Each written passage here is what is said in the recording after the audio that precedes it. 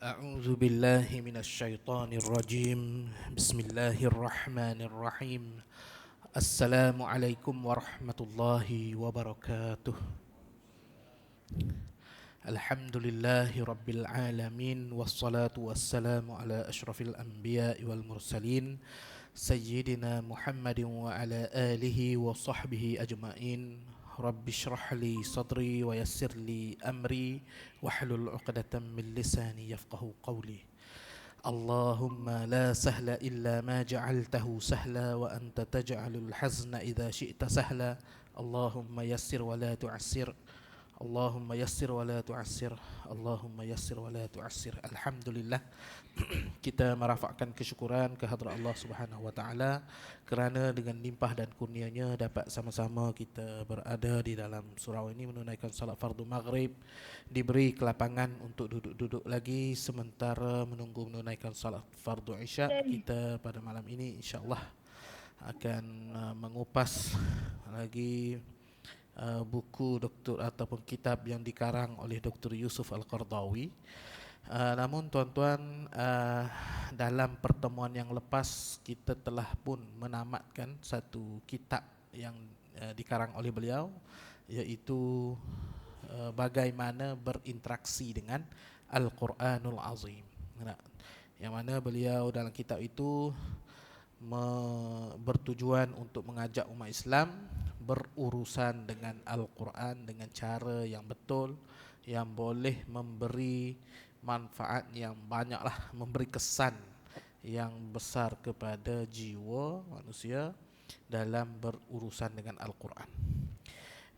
Dan tuan-tuan, pada malam ini kita dah tamat dah kitab yang lepas, kitab berinteraksi dengan Al-Quran tu. Jadi kita pada malam ini akan memulakan kitab barulah pula. Masih lagi kitab yang dikarang oleh Dr. Yusuf Al-Qardawi, iaitu dalam bahasa Arabnya Al-Wasatiyah fil Islam. Kalimat Al-Wasatiyah fil Islam. Dr. Yusuf Al-Qardawi ada tulis sebuah kitab yang bertajuk, bila kita terjemah dia menjadi kesederhanaan dalam Islam. Kesederhanaan dalam Islam. Kitab ini adalah kitab kefahaman tentang Islam lah, siri kefahaman gitu bagi ya. Siri pemikiran, kitab pemikiran. Kitab-kitab yang saya selalu guna untuk berkuliah ni tuan-tuan, ginilah. Jenis bagaimana nak faham ini, bagaimana nak faham ni, kita panggil siri pemikiran. Dan yang pada ni kita banyak melihat Dr. Yusuf Qardawi banyaklah dia tulis kitab-kitab yang seperti ini ya. Kitab pemikiran dia panggil ya. Baik, ada juga kitab-kitab yang berbentuk fiqh, tetapi kurang sikit lah. Dr. Yusuf Qardawi ini dia banyak kitab pemikiran. Baik, jadi tuan-tuan, kitab Al-Wasatiyah fil Islam ni, kesederhanaan dalam Islam ni, dia nak ajak kita faham apa makna Islam ni yang sifat dia sederhana. Sederhana dalam Islam ni macam mana? Apa yang dimaksudkan? Kena maksud sederhana tu kan. Sebabnya Islam ni agama yang sederhana. Tapi apa yang sederhananya? Nak kena memahami apa yang dimaksudkan dengan sederhana dalam Islam. Baik, jadi permulaan kita ni, kita akan lihat dahulu apa nama dia, muqaddimah. Tuan punya buku ni dia mestilah dia tulis, kemudian dia bagi tahulah apa benda yang dia nak daripada buku ni kan. Jadi kita tengok muqaddimah kepada penulisan ini. Setelah Dr. Yusuf Al-Qardawi mengungkapkan kata-kata pujian dan selawat ke atas Nabi serta keluarga dan sahabat, seterusnya kepada pengikut-pengikut Nabi Muhammad sallallahu alaihi wasallam. Beliau Dr. Yusuf Qaradawi membincangkan tentang dua perkara yang menyebabkan umat manusia ini akan jadi rosak. Dua perkara yang akan menyebabkan umat manusia akan rosak. Pertama, al-ghulu dia panggil. Al-ghulu. Kalimah ghulu ni berasal daripada kalimah Arab lah kan. Ghulu. Yang maksud dia berlebih-lebihan atau menyusahkan atau melampau. Ikut bahasa logat masing-masing terpulanglah berdakwah ke nak berlebih-lebih daripada apa yang sepatutnya.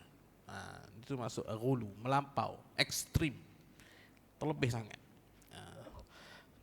Jadi lebih ni banyak cabang dia. Melampau dalam banyak dalam kehidupan. Ada orang over dalam bekerja, melampau, bekerja sangat. Bekerja dalam semua masa dia nak bekerja kalau boleh. Workaholic yang kita panggil. Itu orang yang over, melampau lah tu, berlebih-lebihan. Masa dengan keluarga tak ada, masa berkawan tak ada, masa semua kalau boleh 24 jam satu hari tu dia nak bekerja. Workaholic kan, berlebihan dalam bekerja. Itu dalam bab bekerja. Ni dalam beragama lah yang nak dimaksudkan oleh Dr. Yusuf Qaradawi ni. Orang yang berlebihan, maknanya dua perkara yang boleh merosakkan manusia. Umat manusia ni akan rosak apabila manusia ni dia berlebih-lebihan, melampau dalam beragama. Beragama berlebih-lebihan pun rosak. Memang rosak. Sebab itu Nabi sallallahu alaihi wasallam berpesan, iyyakum wal ghulu. Nabi kata, berhati-hatilah kamu dengan melampau, berlebih-lebihan, ekstrim. Berhati-hati, Nabi kata. Fa inna halaka man kana qablakum, sesungguhnya telah binasa umat-umat yang terdahulu. Binasanya kerana melampaunya mereka dalam beragama. Binasa umat dulu, rosak, punah. Maksud binasa tu punah, rosak, menyeleweng, kerana berlebih-lebihan, melampau.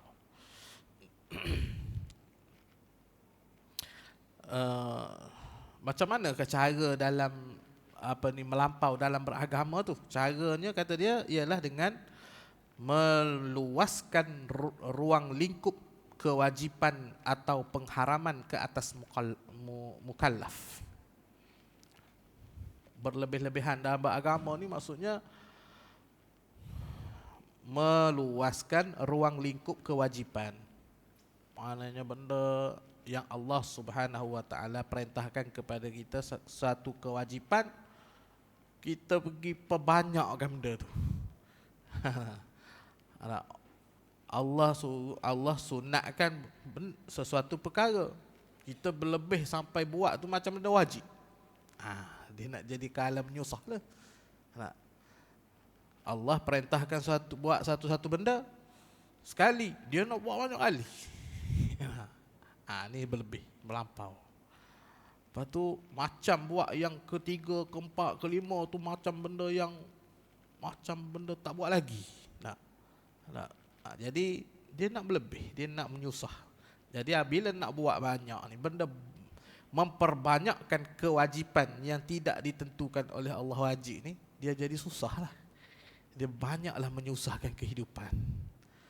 Mewajibkan sesuatu benda, dia tidak sebut dia mewajibkan, tetapi dia memestikan ke atas dirinya kena buat satu-satu benda yang Allah jadikan benda tu hanya bersifat pilihan je. Nak buat pun tak apa, tak buat pun tak apa.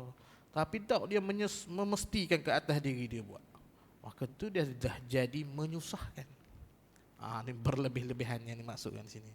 Dan Dr. Yusuf Qaradawi maksudkan kepada berlebih-lebihan, melampau dalam apa ni kita ini, dia merujuk kepada khususnya dalam perkara ibadat.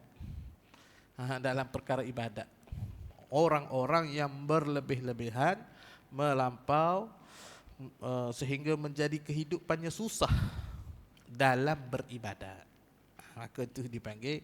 Lalu bila susah ni, dia bawa kepada rentetan yang seterusnya, ialah lalu agama ni dilihat menjadi perkara yang menyusahkan hidup dia. Itu yang tak nak tu. Dia jadi susah, mula-mula susah sanggup buat lagi, susah sanggup buat lagi, sanggup buat, lama-lama agama susah menyusahkan tu. Lepas tu bila dah berterusan berlaku begitu, susah-susah pun buat juga.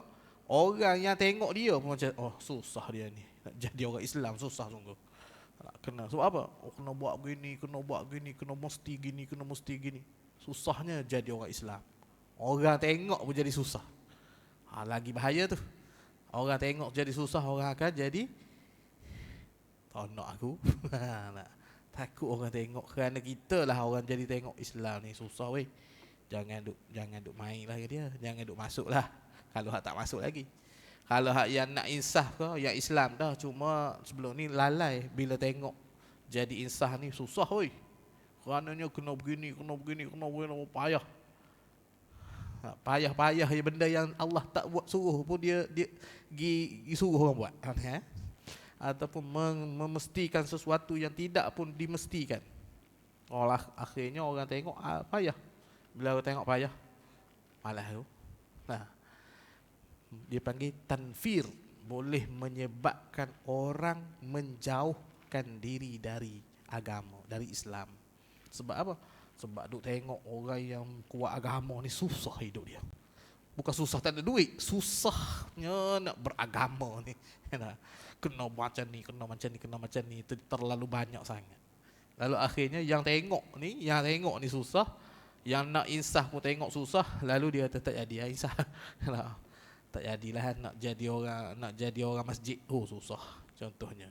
Ni akhirnya yang dia sebut. Lalu akhirnya membawa kepada pandangan yang salah orang terhadap Islam. Orang memandang Islam dengan cara yang tak betul. Maka yang ni jadi susah lah. Jadi sebab itu yang dikatakan sebagai rosaknya, musnahnya, hancurlah satu-satu kaum, punah kerana orang yang suka menyusahkan agama. Benda yang tak diwajibkan oleh agama dia wajibkan, dia mestikan pada satu benda yang tak dimestikan, maka akan jadi susah lah.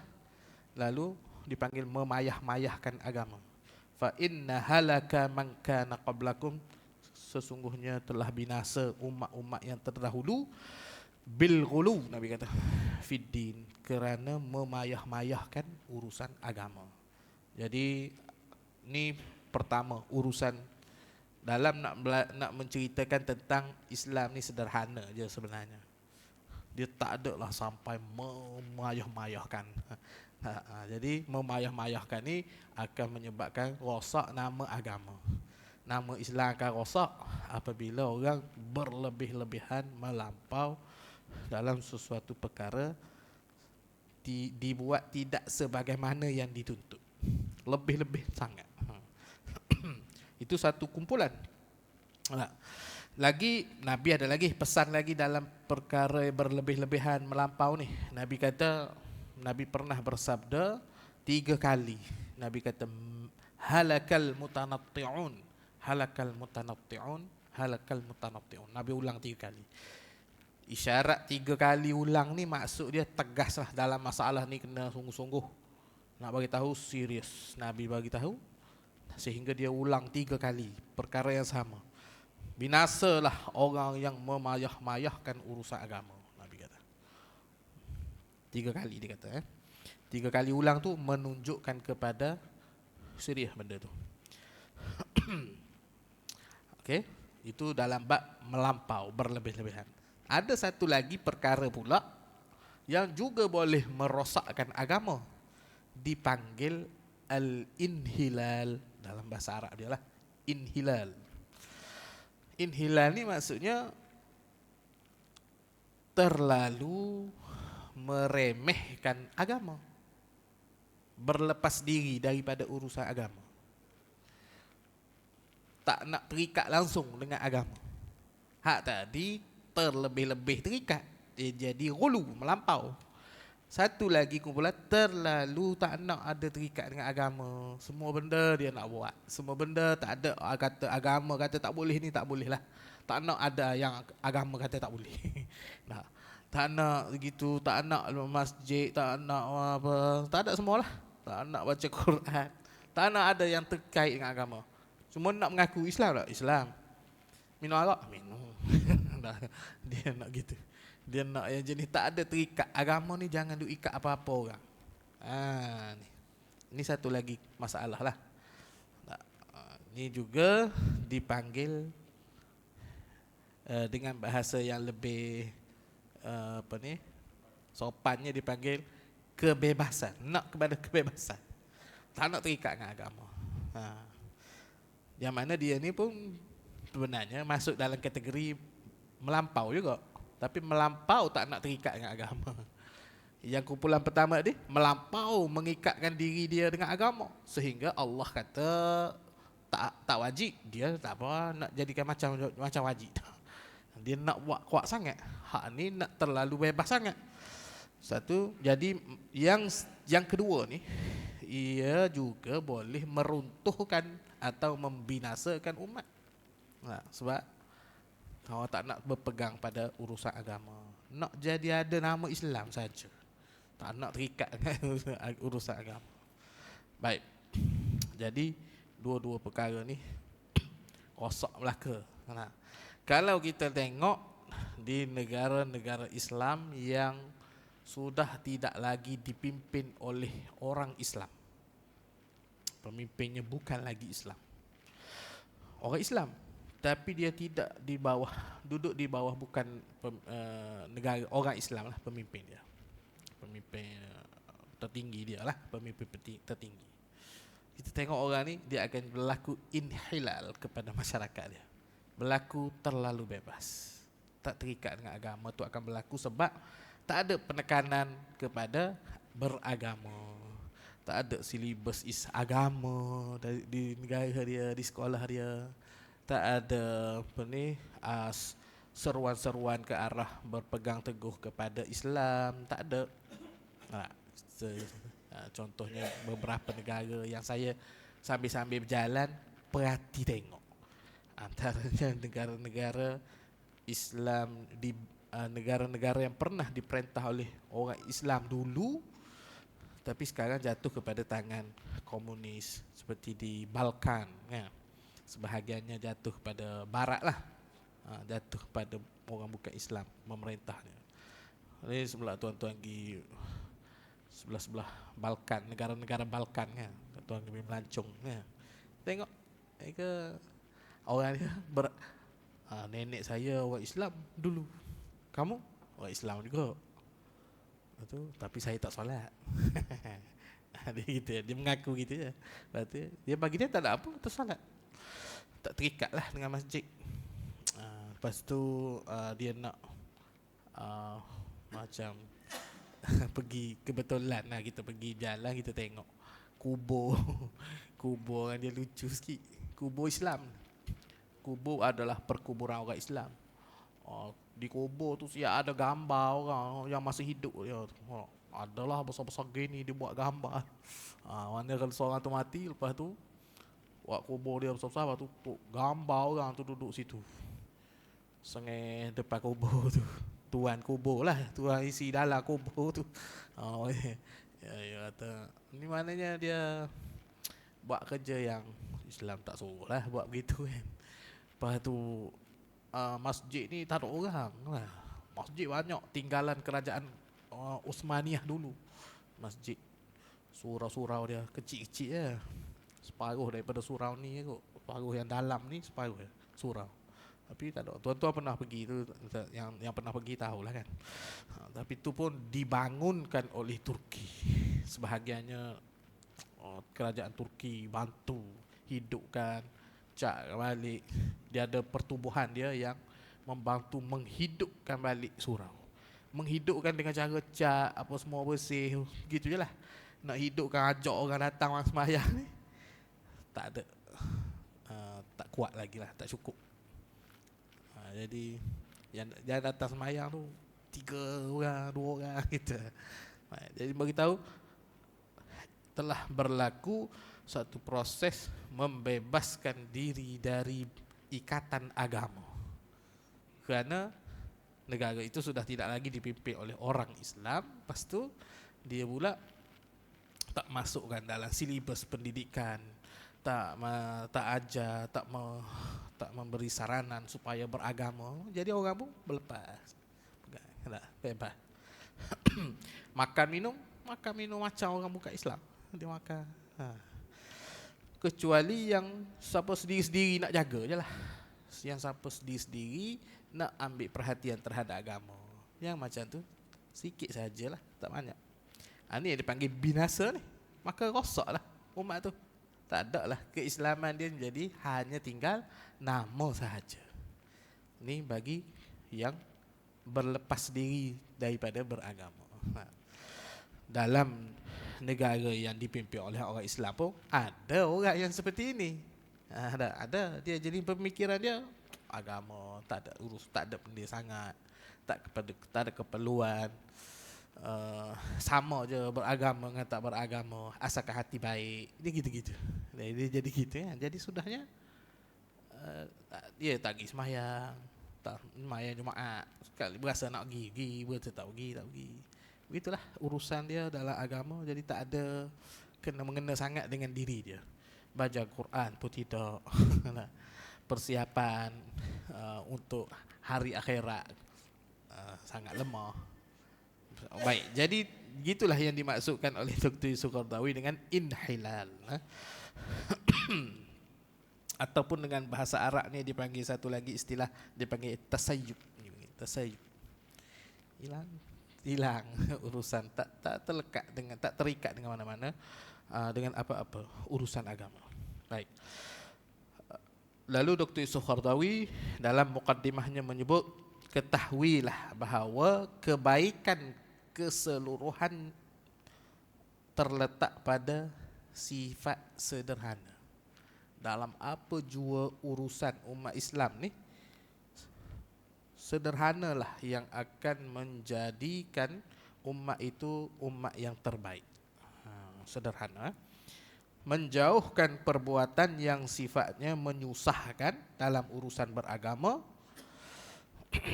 ataupun begitu juga menjaga diri daripada mengabaikan urusan agama. Jangan jadi orang yang melebih-lebih kalau beragama, melampau-lampau. Kalaupun tidak, jangan satu lagi sampai tidak mahu terikat dengan urusan agama. Jadilah orang yang ambil urusan agama dengan mengikut kadar yang telah ditentukan oleh Allah dan Nabi Muhammad sallallahu alaihi wasallam, dengan kadar yang sesuai seperti mana yang diajar oleh Nabi ni, sebagaimana yang ada dalam Al-Quran ni, cukup sangat dah untuk manusia. Sebab tu Nabi sallallahu alaihi wasallam bersabda ni, taraktu fikum amrain, hadis yang selalu tuan-tuan dengar ni, lan tadillu in tamassaktum bihima. Aku meninggalkan kepada kamu 2 perkara yang kamu tidak akan tersesat selama-lamanya selagi mana kamu berpegang dengan kedua-duanya. Al-Quran wa sunnati. Al-Quran dan sunnahku. Jadi Dr. Yusuf Qaradawi nak bagi tahu, yang Islam datang ni, dia sifat dia sederhana lah. Yang didatangkan dalam Al-Quran, yang didatangkan oleh Nabi, yang diajarkan, yang ditunjukkan oleh Nabi ni, memang dia berada pada kedudukan pertengahan antara melampau dengan berlebihan dengan berkurangan. Bebas, antara bebas dengan ekstrim. Islam yang Nabi bawa, yang ada dalam Al-Quran dan Sunnah Rasulullah ni, duduk tengah-tengah. dia tidak menjadi ekstrim, tidak berlebih-lebihan, dan tidak juga sampai ke tahap tak ada langsung ikatan. Jalan kesederhanaan inilah satu-satunya tali penyelamat yang mampu menolong umat Islam keluar dari pelbagai masalah yang dihadapi. Antara pertolongan Allah terhadap kita ialah telah menjadikan kita berada di atas landasan kesederhanaan dan komited dengannya. Ini dia kata dia lah, maknanya pertolongan daripada Allah terhadap diri dia ialah Allah menjadikan dia ni berada di landasan sederhana. Sederhananya apabila dia sentiasa berada dalam mengikut Al-Quran dan sunnah Rasulullah sallallahu alaihi wasallam dan komited dengan metodologi itu. Dia tidak akan berlebih-lebih. Dia tidak akan menganjurkan orang buat sesuatu yang tidak disuruh oleh agama demi untuk merasakan diri kuat beragama. Dia tidak akan mengajak umat manusia supaya meninggalkan urusan-urusan agama selagi mana benda tu ada dalam Al-Quran dan hadis. Kerana meninggalkan itu akan bawa kepada inhilal, kerosakan dalam bentuk meninggalkan agama, ataupun berlebih-lebihannya akan membawa kepada kerosakan, bawa kepada manusia jadi ekstrim, yang mana rosak ia juga adalah kerosakan dalam beragama, cara yang rosak dalam beragama. Jadi berada di pertengahan lah, dengan cara ikut sunnah Rasulullah sallallahu alaihi wasallam. Jadi inilah dikata tujuan penulisan buku ni, tujuan dia untuk memberikan penerangan, menyampaikan kepada masyarakat supaya umat Islam ni sentiasa teguh di atas jalan pertengahan yang dibawa oleh Islam. Baik. Jadi kita lihat tuan-tuan, itu tadi mukaddimah yang dibawa oleh Dr. Yusuf Qaradawi. Saya uraikanlah sedikit sebanyak dia punya mukaddimah dalam kitab ini. Baik, kitab ni sebenarnya kecil ya tuan-tuan. Ni kecil ya, nipis ya. Tapi saya tak ada dalam bentuk kitab hari ni, dalam bentuk PDF. Jadi kitab ni dia lebih kurang berapa 100 muka surat lebih begitu je. Tak terlalu banyak lah. Jadi kita nak tengok bahagian yang pertama pada kitab ini, iaitu apakah yang dimaksudkan dengan sederhana. Islam yang sederhana ataupun kesederhanaan yang dengan bahasa Arab disebut sebagai al-wasatiyah. Sebenarnya wasatiyah ni itulah perkataan yang paling hampir, wasatiyah ni yang paling hampir dengan bahasa Melayunya ialah sederhana lah. Tapi dia tak adalah tepat sangat sebab nak kata sederhana, ada boleh juga kita boleh juga guna perkataan pertengahan. Pertengahan boleh juga kalau nak, tapi kalau guna pertengahan macam sederhana pula lebih tepat lah. Jadi gunalah salah satu daripada tu, persederhana dengan sederhana ataupun pertengahan lah. Baik. Baik. Kata Dr. Yusuf Qaradawi dalam bab yang pertama ni, semenjak dahulu lagi Dr. Yusuf Qaradawi dia kata saya telah menerangkan tentang makna sederhana dalam kitab-kitab dia yang lain. As-Sahwatul Islamiyah contohnya, dalam Kebangkitan Islam contohnya, buku dia, satu buku nama dia As-Sahwatul Islamiyah. Dia terangkan situ kesederhanaan. Sebab kan dulu umat Islam mengalami satu kejatuhan, kerajaan Utsmaniyah jatuh.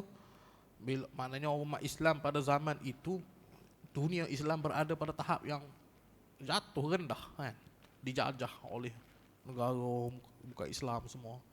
Bila nak bangkit balik susah nak bangkit. Sebab ada dua kumpulan.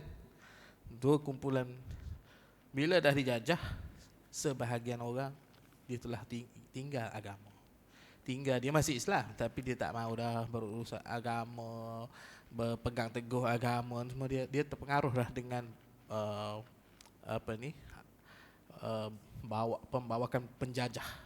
Lalu dia tinggal agama. Dia jadi barat pemikiran dia. Satu lagi ekstrim nak bangkit. Satu lagi kumpulan nak bangkit. Kita kena bangkit bawa umat Islam. Nak kena jadi kawan Islam ni berpegang semula kepada agama. Tetapi ekstrim, berlebih, melampau. Jadi susah juga nak bangkit. Sebab apa? Ekstrim ni menyebabkan lari. Orang lari daripada orang tak nak. Bila jadi susah, bila dah jadi berat, bila jadi payah dalam urusan agama, sebahagiannya melihat agama ni susah, lalu baik, saya tak nak. Jadi nak bangkit semula umat Islam tu susah. Kerana dua kumpulan ini. Bukan dua kumpulan, dua aliran ini. Lalu macam mana nak suruh umat Islam ni? Sebenarnya mudah. Nak suruh mudah sikit bangkit. Nak suruh jumpa jalan yang benar dalam kebangkitan Islam selepas kejatuhan Khilafah Uthmaniyah ni. Dr. Yusuf Qaradawi nampak kita kena ajar kepada umat Islam ni Islam yang betul ni, Islam yang sederhana sifat dia. Di pertengahan. Jadi supaya umat Islam ni bila dia beramal dengan ajaran Islam, dia akan jadi mudah. Dia tidak dilihat sebagai melampau, berlebih-lebihan. Dia ada ikatan dengan agama, tetapi tidaklah semua perkara itu akan menjadi sukar bila terikat dengan agama. Ada perkara yang dibenarkan untuk dia buat. Ada urusan keduniaan yang dibenarkan untuk dia kejar. Ada urusan akhirat yang dia perlu kejar. Ada benda yang dia boleh buat, ada benda dia tak boleh buat. Kalau ekstrim, banyak benda yang tak boleh buat. Dia boleh buat sikit saja. Ekstrim, jadi payah kan.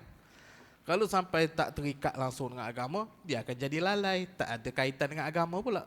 Tak ada terikat dengan urusan agama. Jadi duduk di pertengahan ni, benda yang paling selamat. Bawa kepada cara yang betul memandang agama. Lalu kata dia, wasatiyah dimaksudkan dengan sifat at-tawazun.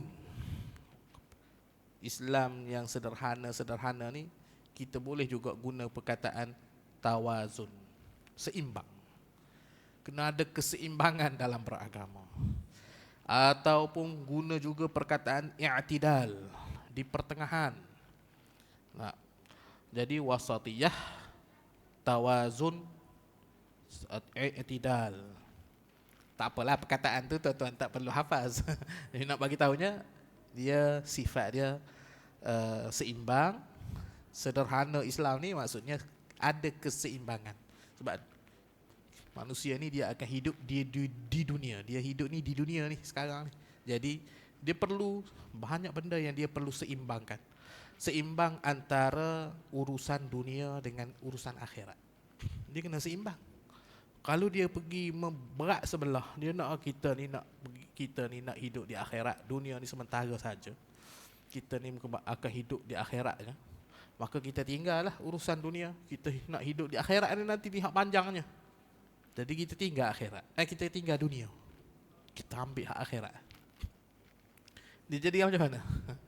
Dia jadi hidup dia semua benda yang dunia ni dia kena tinggal belaka.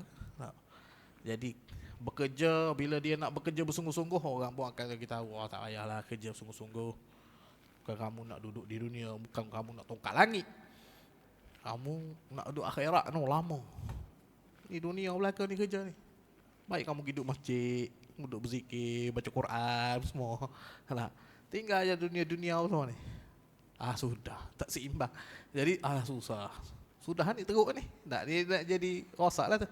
Sebab apa? Tinggal urusan dunia. Sedangkan dunia ni tempat manusia perlu hidup, perlu ada ekonomi, perlu ada keperluan-keperluan dalam hidup yang dia perlu dipenuhi. Dia perlu ada keluarga, dia perlu menyara keluarga, dia perlu. Jadi kena cari juga dunia ni untuk walaupun nak pergi ke akhirat. Dia nak bawa balik melalui kesederhanaan. Jadi kita kena bekerja juga. Kumpulan yang sederhana ni kata, "Dok, kita kena kerja. Kita kena cari makan. Ada masa untuk kita beribadat, ada masa kita buat baik kat orang, ada masa kita cari rezeki, kita berniaga, ada masa kita sembahyang." Supaya sederhana, tu baru jadi kembali sederhana. Ada kumpulan yang ekstrim kata, "Tak. Ni kita nak cari akhirat saja." Contohnya lah. Kalau begitu keadaannya, maka tak jadi sederhana lah. Tak jadi sederhana lah. Jadi Islam ni dia mari untuk menyeimbangkan manusia antara keperluannya untuk akhirat dengan keperluan dia di dunia. Itulah juga yang dimaksud dengan perkataan i'tidal, yang dimaksudkan dalam perkataan dalam bahasa Arab i'tidal. I'tidal kan pertengahan. Kita i'tidal antara rokok dengan berdiri dengan sujud, kita beri'tidal kejap kan. Pertengahan antara dua perkara. I'tidal masa sujud dengan kita nak berdiri, kita duduk i'tidal dulu. Baik. Itu perkataan i'tidal, pertengahan. Jadi Islam hari datang, Islam yang dibawa oleh Nabi ni nak bawa manusia mempersiapkan diri dia untuk akhirat. Tetapi di dunia juga kamu perlu ada persiapan. Caranya melalui Al-Quran dengan sunnah Nabi. Baik. Akan jadi menyeleweng atau tidak seimbang juga apabila manusia tinggal nak yang tadi saya contohkan dengan orang yang nak kepada kehidupan akhirat, lalu dia tinggalkan dunia. Ada satu kumpulan lagi, dia akan jadi rosak juga apabila dia tak mahu langsung agama. Kita ni hidup di dunia. Kita hidup di dunia kita ni, kita kena menjayakan kehidupan dunia kita. Lalu dia usaha bersungguh-sungguh untuk nak capai kejayaan dunia dengan cara tinggal terus. Hak akhirat ni tak payah ambil tahulah. Lepas mati nanti tengoklah macam mana. Lalu ada hak ekstrim lagi teruknya, sampai tahap tak percaya, tak tahulah tu akhirat tu ada ke tak. Tu teruk sangatlah tu. Ni jadi percaya lagi ada akhirat, tapi insya-Allah kita ni dunia ni. Kita nak berjaya hak dunia ni. Lalu dia bersungguh-sungguh pada perkara dunianya, tinggal terus sembahyang pun, puasa, kewajipan-kewajipan untuk akhirat, untuk kebahagiaan akhirat dia tinggal. Ni dipanggil inhilal. Rosak juga, punah juga. Kedua-dua ni rosak. Yang datang betulnya ialah melalui sunnah Rasulullah, iaitu berada di pertengahan. Lalu Dr. Yusuf Qaradawi sebutkan lagi, pertengahan itu ialah tidak condong, tidak cenderung ke kiri dan tidak ke kanan, tidak ke pihak dunia saja, tidak ke pihak akhirat saja. Tak. Kita nak duduk tengah. Kita ambil belakang. Untuk dunia, kejayaan dunia kita ambil, kejayaan akhirat kita ambil. Kejayaan dunia kita ambil, kejayaan akhirat kita ambil. Sebab itu Nabi dalam Al-Quran surah Al-Baqarah, awal surah Al-Baqarah ni ayat yang kelima daripada surah Al-Baqarah. Ayat yang pertama alif lam mim zalikal, yang kedua zalikal kitabul la raiba fihi hudal lil muttaqin. Allah memberitahu bahawa kitab ni adalah kitab menjadi petunjuk kepada orang yang bertakwa. Orang yang bertakwa tu macam mana? Allah nyatakan dalam ayat tu kan, alladzina yu'minuna bil ghaib wa yuqimunas shalah wa mimma razaqnahum yunfiqun walladzina yu'minuna bima unzila ilaika wa ma unzila min qablik wa bil akhirati hum yuqinun. Allah pun lepas beritahu ciri-ciri orang bertakwa, ayat yang kelima dia ulaika ala hudam mir rabbihim. Mereka ni, orang-orang yang bertakwa ni, mereka berada pada kedudukan mendapat hidayah. Ulaika ala hudan, mereka berada pada kedudukan mendapat hidayah daripada Tuhan mereka, petunjuk daripada Tuhan mereka. Wa ulaika humul muflihun, dan mereka itulah orang-orang yang berjaya. Berjaya ni kan apa? Kerana dia duduk di tengah-tengah ni. Dia mencari kebahagiaan dunia, kebaikan yang dunia, dan dia juga mencari kebaikan di akhirat. Maka dia akan berjaya pada dua negeri, dunia, akhirat. Dua kedudukan. Baik. Tuan-tuan, dan seterusnya kita lihat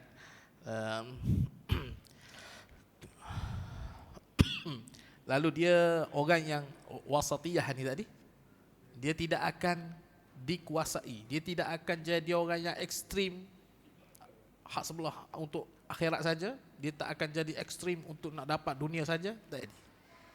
Dia nak dapat dua-dua. Nak dapat dua-dua tu pula berjaya dua-dua.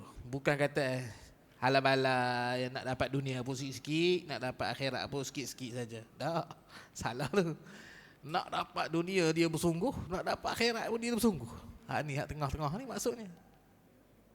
Lalu saya bimbang orang faham maksud dengan kesederhanaan dalam Islam ni.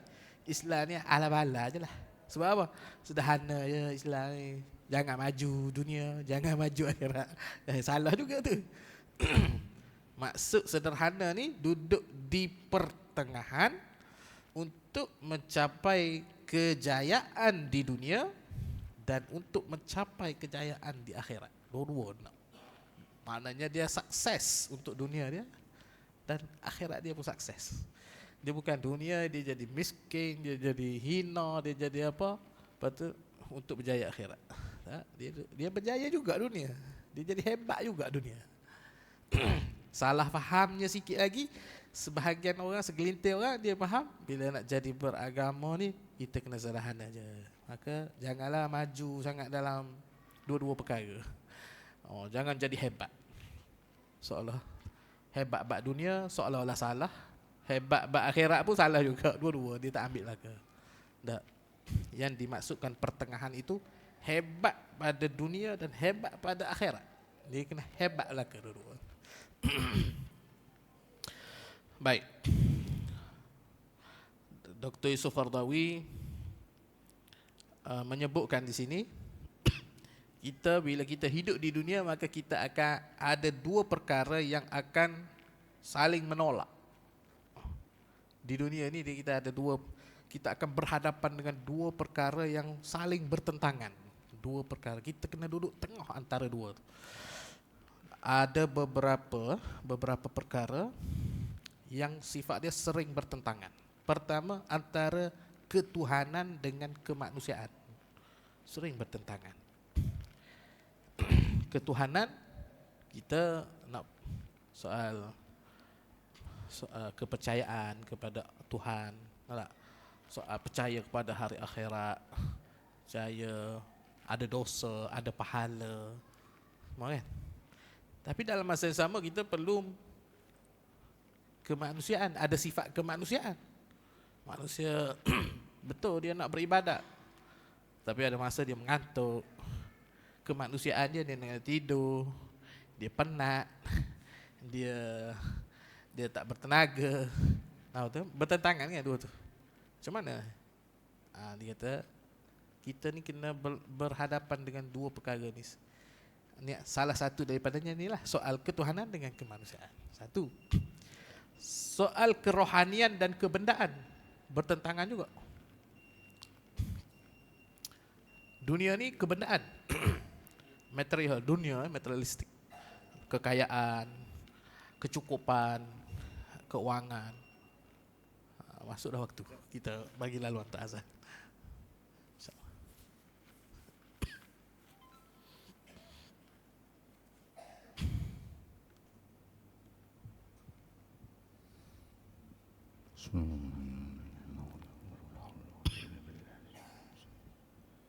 Allahu Akbar, Allahu Akbar,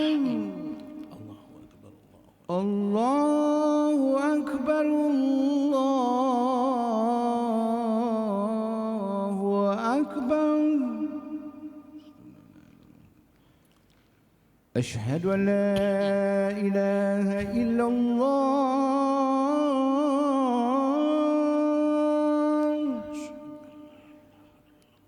أشهد أن لا إله إلا الله.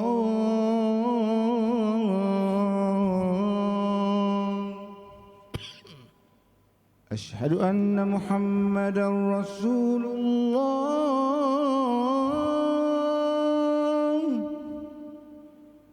أشهد أن محمدا رسول الله.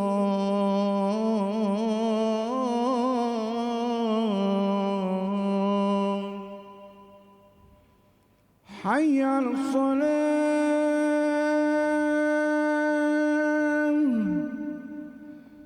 حي على الصلاة.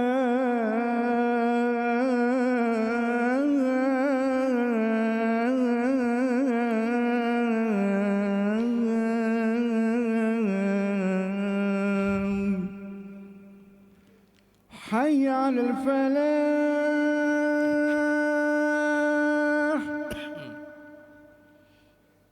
حي على الفلاح.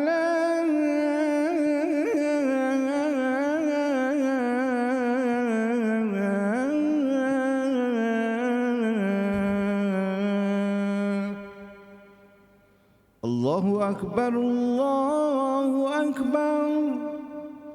لا إله إلا الله.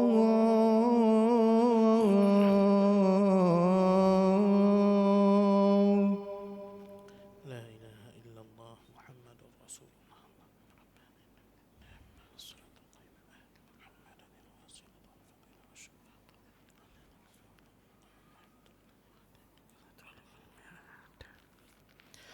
Baiklah tuan-tuan dan puan-puan yang dirahmati Allah, kita lihat sambung sikit saja lagi, iaitu kita tadi sedang menyebutkan tentang perkara yang sering bertentangan, ketuhanan dengan soal ketuhanan dengan soal kemanusiaan, sering bertentangan. Ke soal kerohanian dan kebendaan pun bertentangan. Tak? Kerohanian ni maknanya urusan beribadat. Dalam masa yang sama ada perkara yang bertentangan dengannya, ialah soal kebendaan, kekayaan, kemewahan, keseronokan hidup di dunia. Ini kebendaan. Tapi dalam masa yang sama agama suruh juga kita buat urusan kerohanian, sembahyang, berzikir, baca Quran. Ada perkara yang dipanggil ukhrawi dan dia bertentangan pula dengan duniawi. Buat urusan ukhrawi bertentangan dengan kaedah kehendak duniawi. Ukhrawinya suruh bersedekah untuk dapat kebaikan manfaat akhirat. Manakala yang duniawi pula kata kena simpan duit, barulah dunia kamu banyak. Barulah jadi hak kita ni akan jadi terkumpul banyak dari sudut dunianya. Tapi akhiratnya kata, yang ukhrawi kata kena banyak bersedekah. Bersedekah akan jadi banyak pahala. Yang duniawi kata nak hidup di dunia kena banyak simpanan di dunia. Ukhrawi dengan duniawi sering bertentangan kan. Sering bertentangan juga antara wahyu dan akal. Wahyunya datang suruh buat macam ni, manusia logiknya alamak,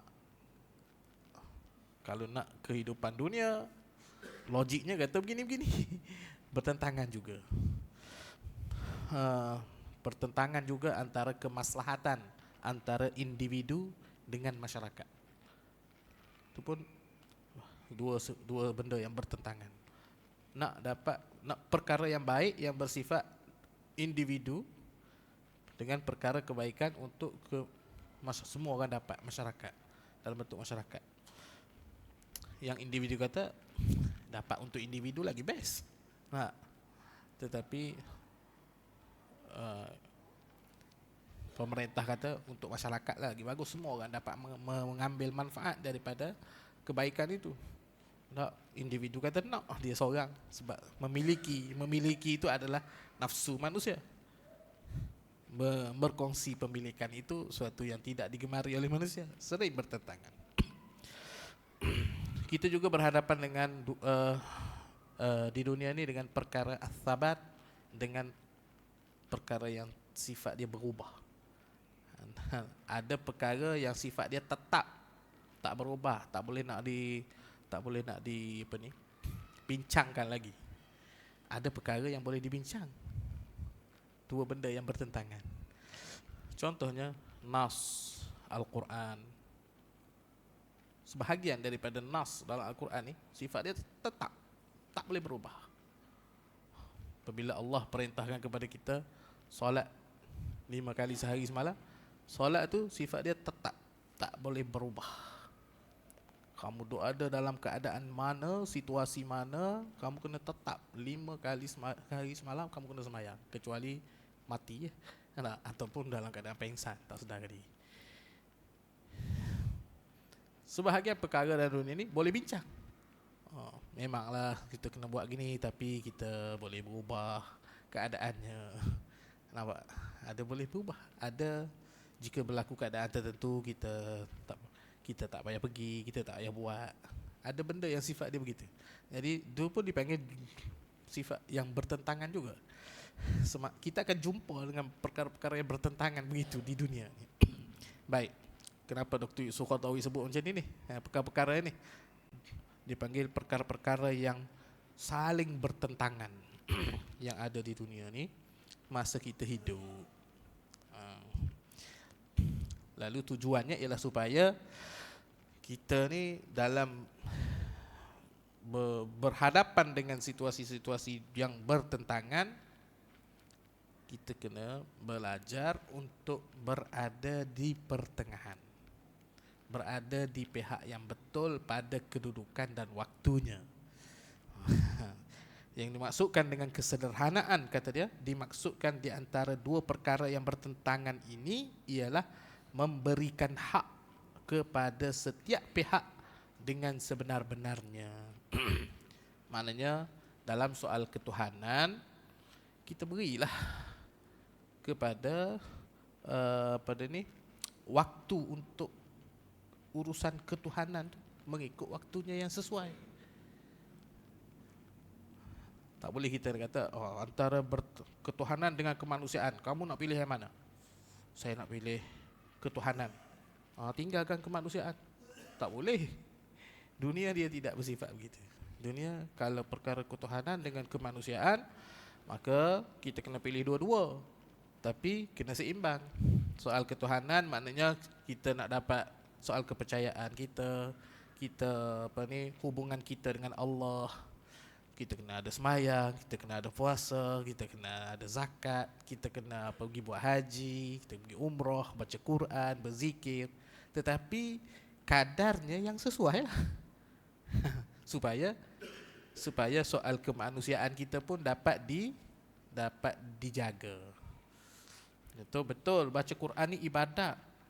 Allah perintahkan kita baca Al-Quran. Nabi pun suruh kita baca Al-Quran untuk memenuhi tuntutan ketuhanan. Tetapi betul dia suruh, tapi tak ada lah sampai kena tinggal macam tak boleh tidur. Kamu jangan buat urusan lain, jangan pergi bekerja. Sebab apa? Nak memenuhi tuntutan ketuhanan. Tak ada sampai gitu dalam Islam. Itulah yang dimaksudkan oleh Dr. Yusuf Qaradawi. Kita kena ambil dua-dua. Soal ketuhanan dengan kemanusiaan ni kena ada pada kita dua-dua. Beribadatlah. Sampai masa badan perlukan kepada tidur. Sebab tu ni hadis salah satu rahat, dia panggil 3 orang yang datang berjumpa dengan Aisyah radhiyallahu anha. Saya rasa dalam kuliah-kuliah sebelum ni pun saya pernah ada sebut lah tentang hadis ni lah. 3 orang yang datang berjumpa dengan Aisyah radhiyallahu anha bertanya tentang ibadat Nabi sallallahu alaihi wasallam kan. Dia orang 3 orang ni bila tanya Aisyah tentang ibadat Nabi di rumah malam hari macam mana, lalu Aisyah kata ibadat Nabi biasa, Nabi sembahyang, Nabi zikir, ada masa dia tidur, dia bangun, lepas tu dia tidur. Lalu 3 orang ni dia kata Nabi tak apalah, dia telah dijanjikan syurga. Jadi dia beribadat sikit pun tak apa, dia masuk syurga dah. Kita tak dijanjikan apa-apa oleh Allah, jadi kita kena kuat ibadat. Ni geng-geng melampau dia panggil.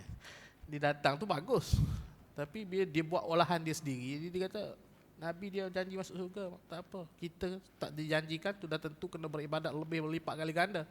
Lalu seorang daripada tiga ni kata, tak apalah, saya nak beribadat sepanjang malam, tak ada waktu tidur. Seorang lagi kata, saya nak berpuasa setiap hari, tak ada hari yang aku tak puasa. Aku nak hari-hari aku puasa. Seorang lagi, aku tak nak kahwin. Kahwin ni mengganggu nak. Ni lagi isteri ajak pergi mak mentua lah. Ni isteri suruh pergi beli gula lah, suruh pergi beli nak beli itu, nak beli ni. Payah. Jadi tinggal tak payah kahwin, senang cerita. Kita beribadat lah, fokus. Aisyah duduk dengar, tiga orang duduk sembang. Lalu mereka pun berlalu lah. Sampai ke satu masa Nabi balik, Aisyah pun cerita lah, tadi ada tiga orang, dia cerita balik. Nabi kata pergi cari balik tiga orang. Pergi cari-cari jumpa. Kamu ke yang kata begini, yang kata sekian. Ya betul, akulah, kamilah yang kata tadi. Nabi kata, inni atqakum lillah. Aku ni adalah orang yang paling bertakwa. Di kalangan kamu semua ni, akulah orang yang paling bertakwa kepada Allah. Aqumu wa arqud. Nabi kata, aku bangun sembahyang malam, tapi aku tidur ke lepas tu. Aku ada masa untuk tidur. Asumu wa uftir. Aku berpuasa siang hari. Ada hari aku tak puasa. Wa atazawwajun nisa, dan aku mengahwini wanita. Nabi nak bagi tahu apa? Tak betul cara kamu buat ni. Tak betul cara kamu buat. Aku ni sendiri orang yang paling dah bertakwa, paling takwa dah kepada Allah ni. Aku sembahyang malam, tapi aku memberikan hak kepada tubuh badan aku dengan cara tubuh badan perlu kepada tidur. Tidurlah. Tapi adalah masa bangun sembahyang tu. Lepas tu aku puasa. Tubuh badan manusia ni perlu kepada makan. Jadi aku ada hari aku puasa, ada hari aku tak puasa. Jadi Nabi anjurkan puasa Isnin Khamis. Hari lain tak puasa lah. Lepas tu, yang kalau selain daripada Ramadan ya. Lepas tu, dan aku mengahwini wanita.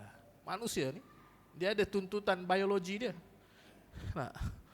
Manusia ni dia perlu kepada pasangan, perlukan hubungan seksual, hubungan yang lain, hubungan lelaki dan wanita, hubungan kasih sayang semua tu. Dia perlu. Kalau kamu nak beribadat semata-mata kerana nak tinggal dan nak meninggalkan keperluan-keperluan tubuh badan ni, dia dah jadi melampau lah.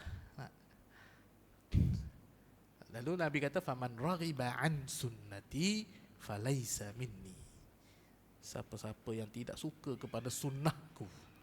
Nampak maksud sunnah? Siapa-siapa yang tak suka kepada sunnahku, falaisa minni, maka dia bukan daripada kalanganku.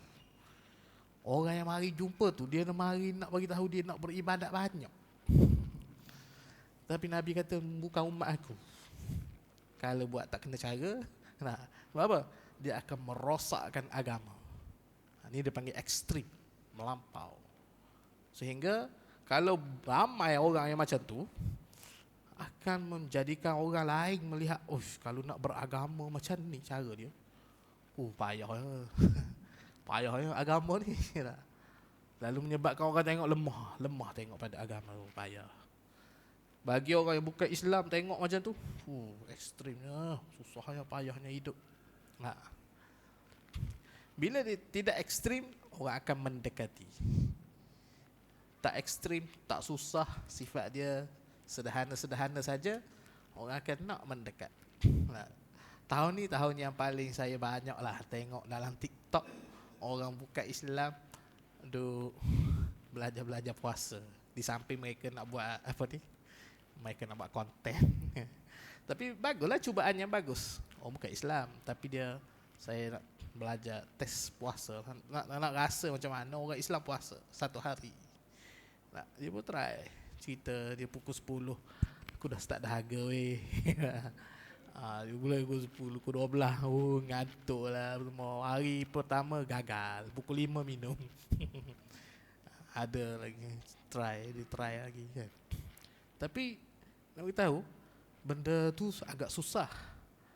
Tapi bukan setiap hari kena buat sepanjang tahun. Sebulan tu je.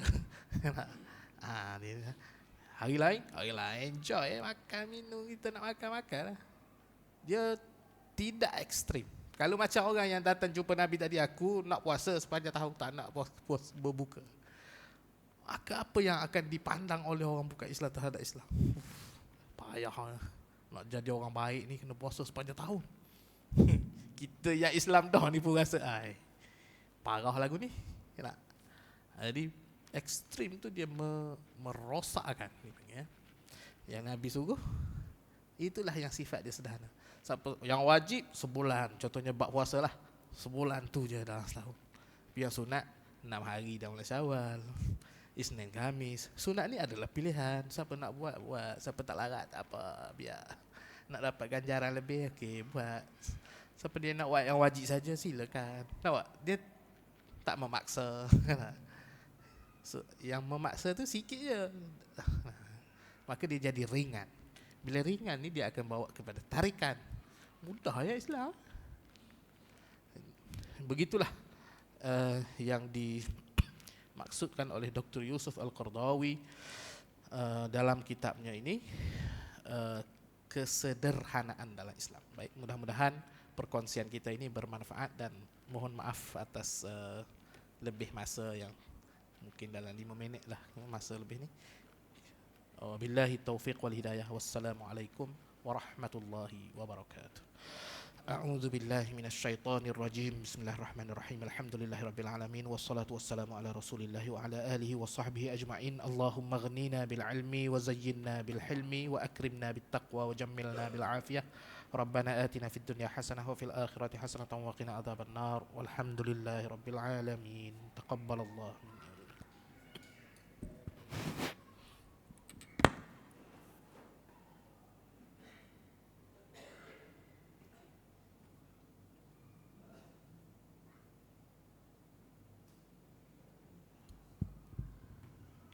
Bismillahirrahmanirrahim. Allahu Akbar, Allahu Akbar. Asyhadu an la ilaha illallah, asyhadu anna Muhammadar Rasulullah. Hayya 'alas salati, hayya 'alal falah. Qad qamatis salatu, qad qamatis salah. Allahu Akbar, Allahu Akbar. La ilaha illallah.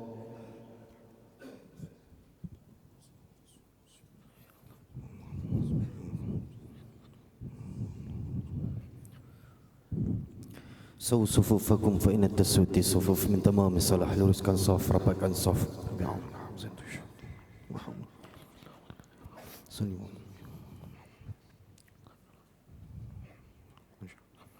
Allahu Akbar.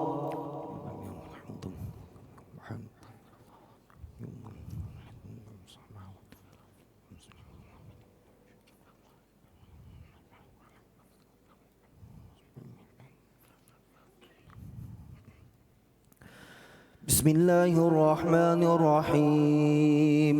Alhamdulillahi Rabbil Alamin. Ar-Rahmanir-Rahim. Maliki Yawmiddin. Iyyaka na'budu wa iyyaka nasta'in. Ihdinas siratal mustaqim. صراط الذين أنعمت عليهم غير المغضوب عليهم ولا الضالين. آمين.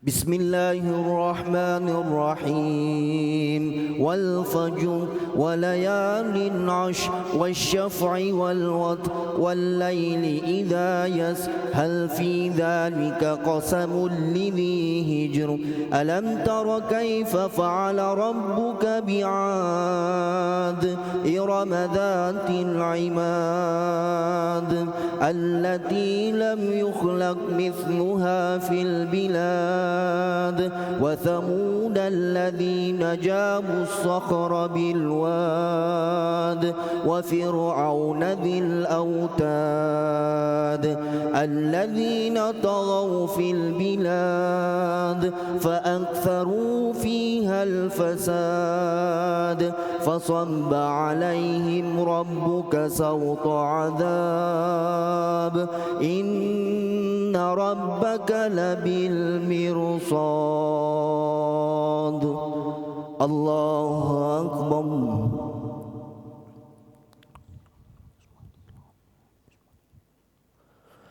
سمع الله لمن حمده. الله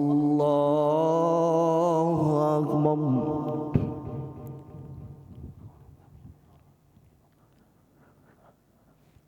الله أكبر.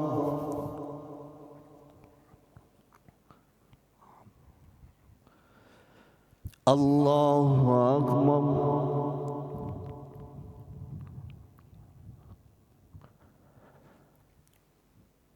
الله أكبر. بسم الله الرحمن الرحيم. الحمد لله رب العالمين الرحمن الرحيم مالك يوم الدين إياك نعبد وإياك نستعين اهدنا الصراط المستقيم صراط الذين أنعمت عليهم غير المغضوب عليهم ولا الضالين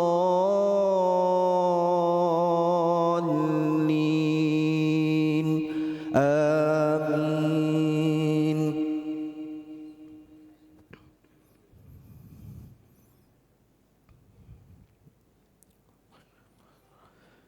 فأما الإنسان إذا ما ابتلاه ربه فأكرمه ونعمه فيقول ربي أكرمن وأما إذا ما ابتلاه فقدر عليه رزقه فيقول ربي أهانن كلا بل لا تكرمون اليتيم ولا تحاضون على طعام المسكين وتأكلون التراث أكلا لما وتحبون المال حبا جما كلا إذا دكت الأرض دكا دكا وجاء ربك والملك صفا صفا وجيء يومئذ بجهنم يومئذ يتذكر الإنسان وأنى له الذكرى يقول يا ليتني قدمت لحياتي فيومئذ لا يعذب عذابه أحد ولا يوثق وثاقه أحد. يا أيتها النفس المطمئنة ارجعي إلى ربك راضية مرضية فادخلي في عبادي وادخلي جنتي. الله أكبر.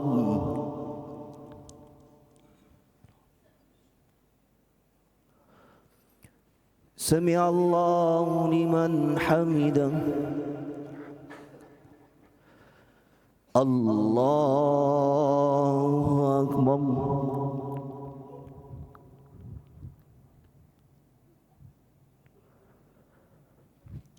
Allahu Akbar.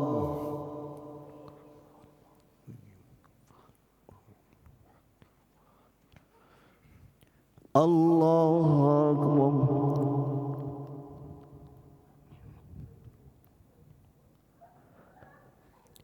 Allahu Akbar.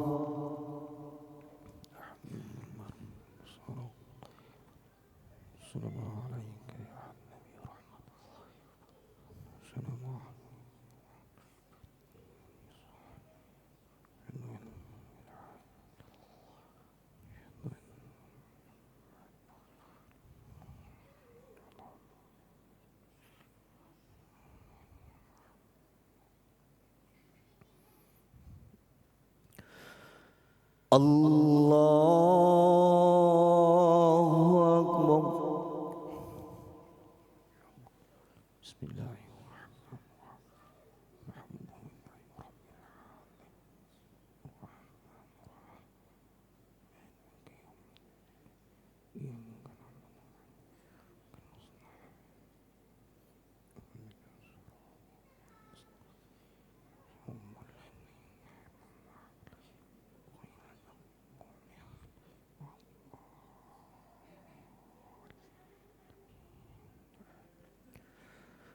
Allahu Akbar.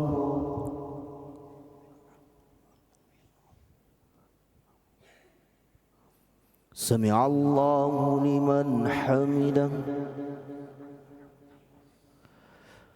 Allahu Akbar.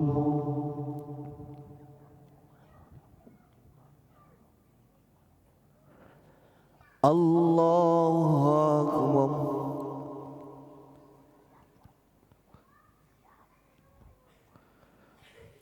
Allahu Akbar.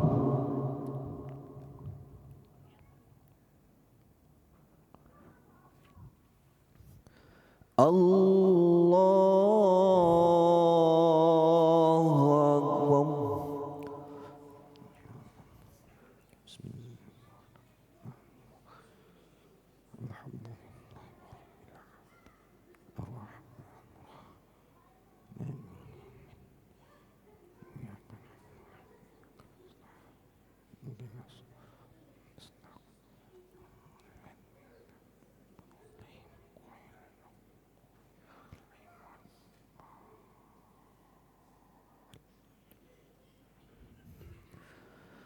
Allahu Akbar.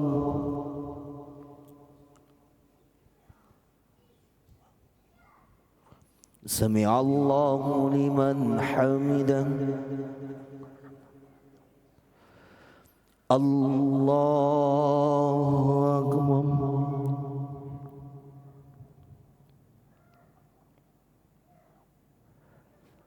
Allahu Akbar.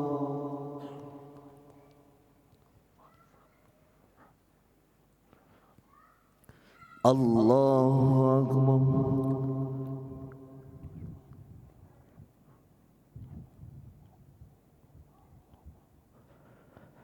Allahu Akbar.